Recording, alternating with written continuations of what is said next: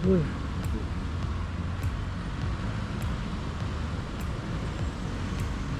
good morning mga kabusbi. Papasok ulit tayo ng trabaho. As usual, ang ganitong labas, mga alas 7 dito sa tapat ng Central. Napaka-traffic na. Pero hanggang dyan lang naman itong sa may UP Hub. Hanggang sa UP Hub, diretso hanggang Pilcoa, traffic. Mga kabosbi, nag-vlog tayo ngayon kasi yung ating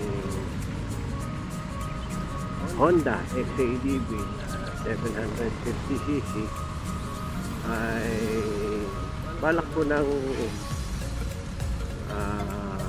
pawalan. Kumbaga bebenta ko na siya kasi may naiisip akong bilhin na hindi ko alam kung upgrade bang matatawag kasi medyo mura, medyo mas mababa yung presyo kumpara kay Thanos. Thanos yung ating XADV. Ipapalit ko siya sa Honda rin naman. Honda, same engine. Kaya nga lang medyo pakiramdam ko kasi medyo magaan dalhin, pero same height siguro or mas mataas pa kaysa sa ating XADV. Hindi siya DCT katulad ng ating XADV. Manual, full manual siya, kaya hindi ko matatawag na upgrade.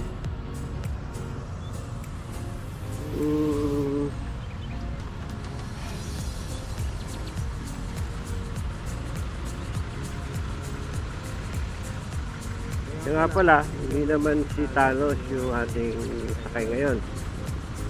Hindi XADV yung ating sinasakyan ngayon.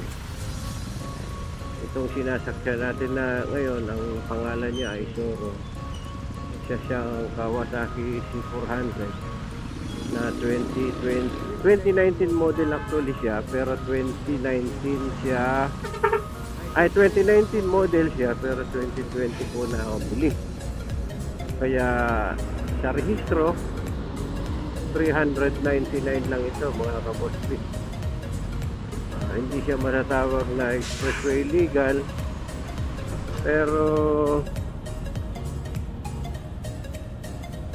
pinapa-RSU ko to, yung pinapa-ayos ko yung papel para maging 400cc. Although naipapasok ko naman to sa expressway, pero hindi na madalas ngayon kasi pag naglo-long ride ako, ginagamit ko na si Thanos.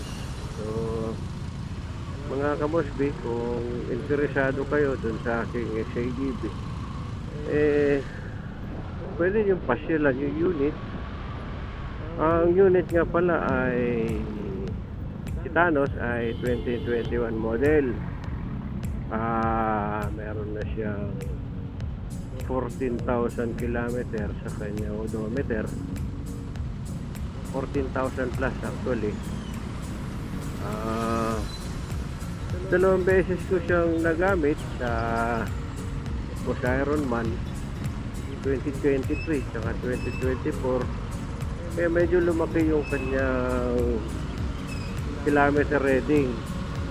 Kaya medyo malaki yung kanyang odometer kasi siyempre hindi naman tatakbo ka sa Ironman yun na yun, wala ka man lang recon.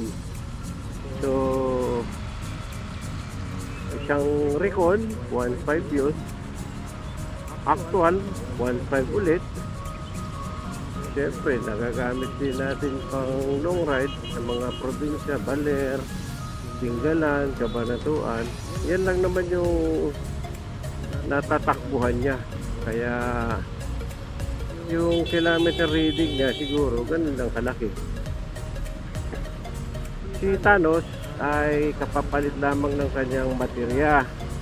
Ang kanyang baterya ngayon ay yung kulay green, Amaron.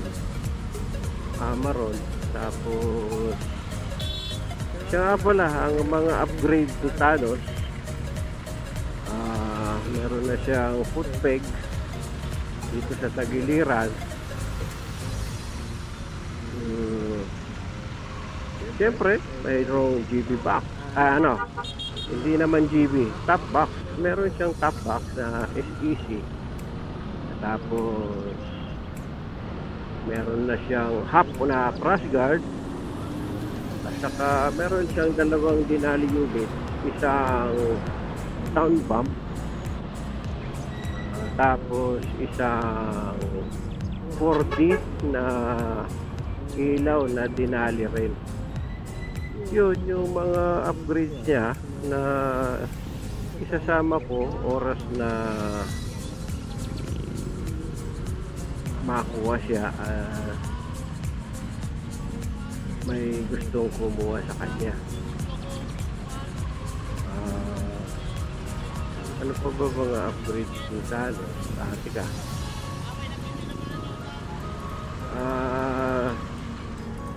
Siya nga pala, may gas-gas pala siya. Nagas-gas siya minsan kasi may malakas ng loob na gustong subukan si Thanos.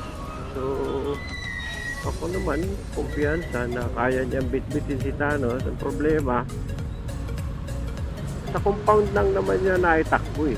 Ang nangyari, tuwang-tuwa siya, tinakbo niya sa compound, and then medyo nagbagal siya kasi compound nga lang eh.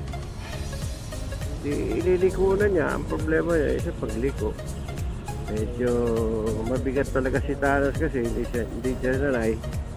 Pagliko niya, naibagsak niya. Kaya ang problema, nagkaroon siya ng gasgas sa bandang side mirror. Tapos yung sa handle guard lang, sa kanan. Siyempre, ano nga namang hindi tatama yung kanyang crash guard. May tama rin yung kanyang crash guard, pero walang tama yung kanyang fairing. Walang gasgas. Siyempre, pag ganun kaibigan naman, sorry lang. So yun, yung mga tama ng ating XAGB na si Thanos. Well maintained siya, ang totoo. Katatapos lang ng Boss Iron Man, kaya katatapos lang rin ng kanyang maintenance. 14,000 kilometer ang odo. Yun mga kabospi. Siya nga pala, second owner ako yung motor, pero meron naman akong open deed of sale yung aking pinagkunan. Shout out kay Boss June.